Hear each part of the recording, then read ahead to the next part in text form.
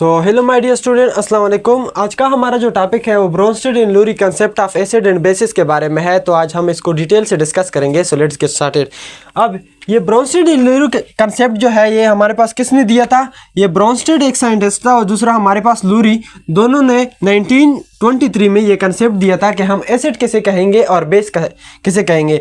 चूँकि इससे पहले हमने अर्हीनियस कंसेप्ट को डिस्कस किया था तो उसमें कुछ लिमिटेशन थी, तो वो रिजॉल्व करने के लिए ये कंसेप्ट जो है एसिड एंड बेस को डिफाइन करेगा।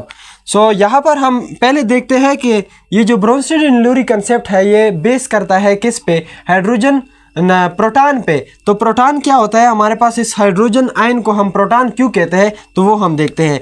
यहाँ पर हमारे पास हाइड्रोजन जो है ये पीरियोडिक टेबल में फर्स्ट एलिमेंट है। इसका एटॉमिक नंबर 1 होता है और इसका मास नंबर भी हमारे पास क्या होता है? 1 होता है। तो यहाँ पर अगर हम देख ले कि हम यहाँ पर प्रोटॉन ये इस हाइड्रोजन एटम से हम अगर एक इलेक्ट्रॉन को रिमूव करेंगे तो यहाँ पर क्या रह जाएगा? सिर्फ यहाँ पर प्रोटॉन रह जाएगा। तो हमारे पास क्या बन जाएगा? जब हम इससे 1 इलेक्ट्रॉन जो है वो रिमूव कर देंगे तो हमारे पास ये हो जाएगा हाइड्रोजन प्लस आयन, यानी कि यहाँ पर सिर्फ और सिर्फ हमारे पास क्या रह जाएगा? पॉजिटिव चार्ज, और इसको हम क्या कहते हैं? प्रोटॉन प्लस 1 इलेक्ट्रॉन जो है वो हमारे पास रिमूव हो गया। तो इस वजह से हम कहेंगे कि ये ब्रोंस्टेड एंड लूरी कंसेप्ट जो है वो किस पे बेस करता है? प्रोटॉन डोनर या प्रोटॉन एक्सेप्टर पे। तो ये ब्रोंस्टेड एंड लूरी कंसेप्ट के मुताबिक एसिड किस सब्सटेंस को हम कहेंगे? तो हमारे पास हम लिखते हैं यहाँ पर एसिड की definition. The substance which donate a proton is known as acid. तो ब्रोंस्टेड एंड लूरी कंसेप्ट के मुताबिक एसिड वो सब्सटेंस या वो स्पीशी होगा जो हमारे पास क्या करे? प्रोटॉन डोनर हो, तो उसको हम कहेंगे कि ये एसिड है। So the proton donor is known as the proton donor is known as acid. Donor is known as acid. तो जो हमारे पास प्रोटॉन को डोनेट करो, प्रोटॉन का मतलब है H पॉजिटिव आयन, तो वो हमारे पास क्या होगा? एसिड होगा। और बेस जो इस प्रोटॉन को एक्सेप्ट करे उसको हम क्या कहेंगे? बेस। सो यहाँ पर हम लिखते हैं कि बेस क्या होगा? कौन से सब्सटेंस को हम क्या कहेंगे? Base. The proton acceptor is known as base. The proton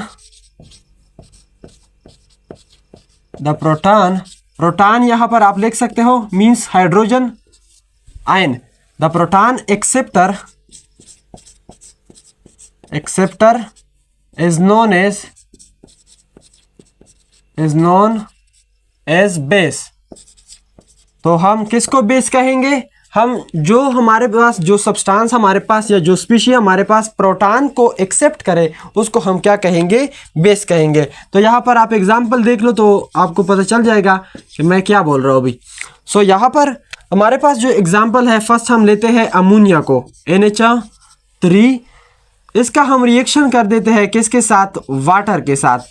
NH3 plus H2O ये हमारे पास एक रिवर्सिबल रिएक्शन है। रिवर्सिबल रिएक्शन वो रिएक्शन होता है केमिस्ट्री में जनरली उस रिएक्शन को हम कहते हैं जिनमें रिएक्टेंट जो है वो कंबाइन होकर प्रोडक्ट को बनाए और अगेन से वो प्रोडक्ट जो है वो आपस में कंबाइन होकर फिर से वो रिएक्टेंट बनाए, तो उस रिएक्शन को हम क्या कहते हैं? Reversible reaction.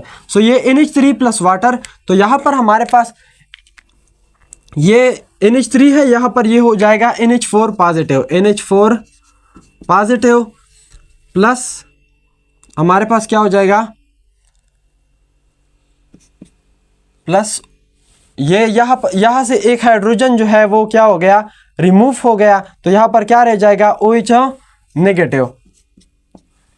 यहाँ से आप देख लो क्या इसने प्रोटॉन को एक्सेप्ट किया या क्या इसने प्रोटॉन को डोनेट किया? ये NH3 था, यहाँ पर ये क्या था? यहाँ पर NH3 था। जब ये यहाँ तक आ गया तो इसमें क्या हो गया? एक हाइड्रोजन ऐड हुआ है NH4। तो इसका मतलब है इसने क्या किया है? प्रोटॉन को एक्सेप्ट किया है। अगर इसने प्रोटॉन को एक्सेप्ट किया है तो ये हमारे पास क्या है? ये NH3 जो है ये हमारे पास क्या है? बेस है। ये हमारे पास क्या है? ये एक बेस है। अब यहाँ पर आप देख लो वाटर, यहाँ पर ये H2O था और यहाँ पर क्या बन गया, ये OH नेगेटिव में कन्वर्ट हो गया। यहाँ पर हाइड्रोजन कितने थे, 2, यहाँ पर हाइड्रोजन कितने हैं, 1। इसका मतलब है इसने क्या किया है, डोनेट किया है। इसका मतलब है इसने क्या किया है, डोनेट किया है, ये डोनर है। तो इस वजह से हम कहेंगे कि ये इसने क्या किया है, डोनेट किया है प्रोटॉन को। तो जो डोनेट करे उसको हम क्या कहते हैं, एसिड, और जो हमारे पास एक्सेप्ट करे, और जो हमारे पास एक्सेप्ट करे उसको हम क्या कहेंगे, बेस। तो ये हमारे पास ये जो वाटर है ये हो जाएगा एसिड, और ये जो NH3 है ये हो जाएगा हमारे पास बेस। अब ये तो हो गया एसिड बेस को हमने जान लिया। अब इसके बाद हमारे पास आता है एक एम्फोटेरिक सब्सटेंस किसे कहते हैं, एम्फोटेरिक सब्सटेंस। तो वो हम डिस्कस करते हैं कि हमारे पास एम्फोटेरिक सब्सटेंस क्या होता है। एम्फोटेरिक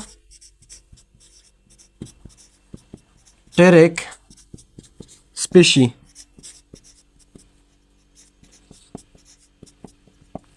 सो एम्फोटेरिक ये जो वर्ड है ये एम्फीबियन से निकला है। एम्फीबियन हम उस एनिमल को कहते हैं, उस जानदार को हम कहते हैं जो कि खुश्की में भी रह सके और पानी में भी रह सके। जैसे हमारे पास क्या है, किचवा है, जैसे हमारे पास ये फ्रॉग है, तो ये हमारे पास खुश्की में भी रह सकता है और पानी में भी रह सकता है। तो ये हमारे पास क्या है, उसको एम्फीबियन कहते हैं। लेकिन यहाँ पर केमिस्ट्री में चूंकि ये वर्ड आया है एम्फोटेरिक स्पीशी, तो वो हम उस सब्सटेंस को कहेंगे जो कि सम टाइम एक्ट करे एज अ एसिड और सम टाइम एक्ट करे एज अ बेस। तो इसको हम कहेंगे एम्फोटेरिक सब्सटेंस या amphoteric species. The species which sometimes act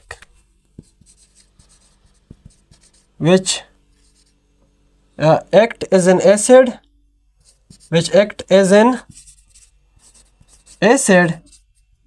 and sometime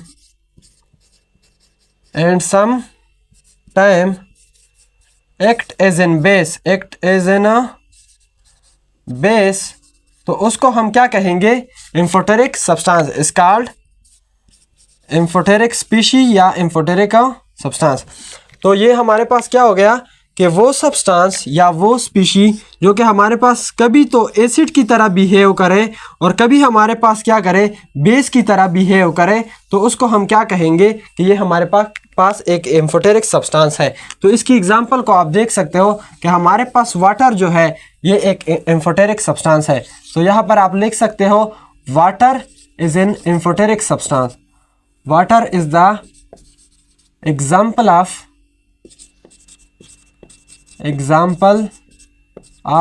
amphoteric substance, amphoteric substance या एम्फोटेरिक स्पीशी भी आप कह सकते हो।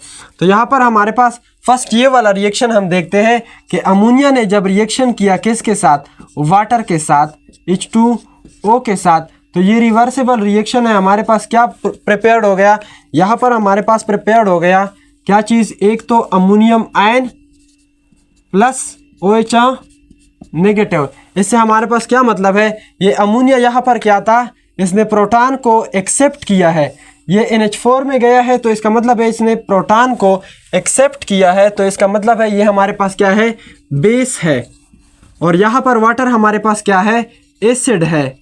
वाटर ने डोनेट किया है हाइड्रोजन यानी प्रोटॉन को, तो इस वजह से हम कहते हैं कि वाटर हमारे पास क्या है, एसिड है, और ये जो अमोनिया है ये हमारे पास क्या है, बेस है। अब तो इस रिएक्शन में हमारे पास वाटर ने कैसा बिहेव किया, एज अ एसिड जो है वो एक्ट किया। अब एक और एग्जांपल देखते हैं हमारे पास कि HCl में, HCl यानी हाइड्रोक्लोरिक एसिड के साथ जब वाटर जो है रिएक्ट करता है तो हमारे पास क्या बनता है। तो यहाँ पर आप देख सकते हो ये HCl, यहाँ पर हमारे पास बन जाता है H3O positive plus Cl negative. अब आप यहाँ पर देख सकते हो यहाँ पर HCl था, तो HCl से क्या बना है, Cl नेगेटिव। इसका मतलब है इसने क्या किया है, प्रोटॉन को डोनेट किया है। ये प्रोटॉन डोनर है, यानी कि इसने प्रोटॉन को डोनेट किया है। तो जो प्रोटॉन को डोनेट करे, जो प्रोटॉन डोनर हो, उसको हम क्या कहेंगे, एसिड। तो इस केस में हमारे पास क्या हो गया, एसिड जो है वो HCl जो है वो हमारे पास क्या हो गया, एक एसिड हो गया। और यहाँ पर वाटर जो है वाटर, वाटर को देख लो H2O, यहाँ पर हाइड्रोजन कितने थे 2, यहाँ पर हाइड्रोजन कितने हैं 3, यहाँ पर हाइड्रोजन कितने हैं 3। इसका मतलब है इसने एक प्रोटॉन को एक्सेप्ट किया हुआ है। वो स्पीशीज जो हमारे पास प्रोटॉन को एक्सेप्ट करे उसको हम क्या कहते हैं बेस। तो यहाँ पर वाटर ने कैसे एक्ट किया है एज अ बेस एक्ट किया हुआ है। यहाँ पर वाटर जो है वो एक बेस है और यहाँ पर वाटर क्या था एसिड था। तो यहाँ पर डिफिनीशन में मैंने क्या लिखा कि वो स्पीशीज जो सम टाइम एक्ट करे एज एन एसिड, जैसे वाटर ने यहाँ पर किया हुआ है, और सम टाइम एक्ट करे एज अ बेस, जैसे वाटर ने यहाँ पर किया हुआ है। तो इसको हम क्या कहेंगे कि ये हमारे पास क्या है एक एम्फोटेरिक स्पीशी या एक एम्फोटेरिक सब्सटेंस है। तो ये वाटर उसकी बेस्ट एग्जाम्पल है। इसके बाद सिर्फ वन जो है ना रह जाता है conjugate acid and conjugate base. तो वो हम शॉर्ट अल्फाज में डिस्कस कर लेते हैं। Conjugate acid, conjugate acid. अब आप यहां पर देख सकते हो कि कंजुगेट एसिड और कंजुगेट बेस का क्या मतलब होगा। ये हमारे पास क्या था बेस था, ये हमारे पास क्या है एसिड है। तो बेस हमारे पास ये बेस जो है इसने क्या किया हुआ है, जब ये हमारे पास यहाँ पर कन्वर्ट हो गया NH4 पॉजिटिव को, तो इसने एक हाइड्रोजन को जो है एक प्रोटॉन को जो है ना एक्सेप्ट किया हुआ है। तो ये हमारे पास क्या हो जाएगा यहाँ पर, अगर इसको मैं बेक इस रिएक्शन, चूंकि ये रिएक्शन जो है रिवर्सिबल रिएक्शन है, अगर इसको मैं बेक से डिस्कस करूँ यानी ये वाले रिएक्टेंट मैं ले लो, सो NH4 जब ये हमारे पास क्या करेगा एक प्रोटॉन को डोनेट करेगा। यहाँ से अगर मैं देख लूँ कि अगर NH4 ने एक प्रोटॉन को यहाँ पर डोनेट किया तो ये हमारे पास क्या हो जाएगा एसिड। तो ये हमारे पास क्या हो जाएगा एसिड। और ये OH नेगेटिव ने अगर एक प्रोटॉन को एक्सेप्ट किया तो ये हमारे पास क्या हो जाएगा बेस। तो मैं लिख सकता हूँ ना यहाँ पर ये बेस था। जब मैं इस साइड से रिएक्शन को पढ़ता हूँ तो हमारे पास NH3 जो है वो बेस है। जब मैं इस साइड से रिएक्शन पढ़ता हूँ तो मेरे पास वाटर जो है वो एसिड है। क्योंकि ये रिवर्सिबल रिएक्शन है, इसको अगर मैं रिएक्टेंट कंसीडर करूँ सो NH4 पॉजिटिव, इससे भी हमारे पास क्या बन सकता है, जब ये हाइड्रोजन को लॉस करेगा डोनेट करेगा तो हमारे पास NH3 बन जाएगा।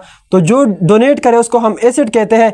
लेकिन यहाँ पर हम एक वर्ड इस्तेमाल करेंगे कंजुगेट एसिड। ये NH4 जो है ये हमारे पास एसिड तो होगा लेकिन इसको हम कहेंगे कि कंजुगेट एसिड है। ये हमारे पास क्या है कंजुगेट एसिड। और ये हमारे पास OH नेगेटिव कंजुगेट बेस है, कंजुगेट बेस है।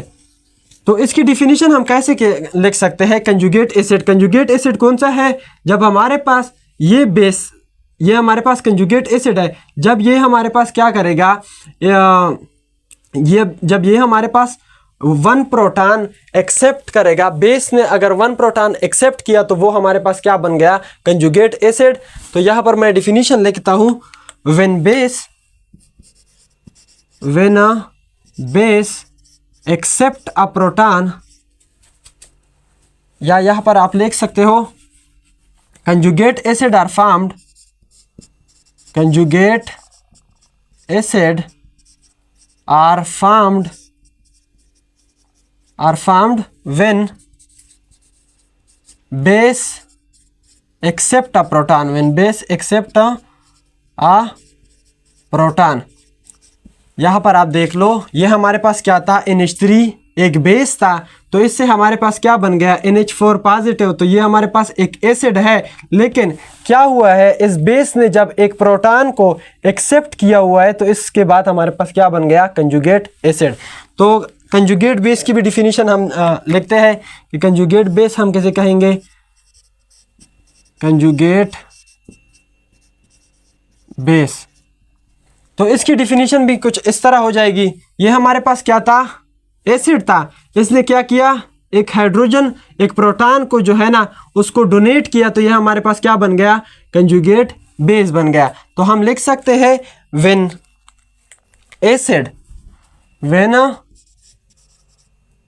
acid donate a proton, when acid donate a proton,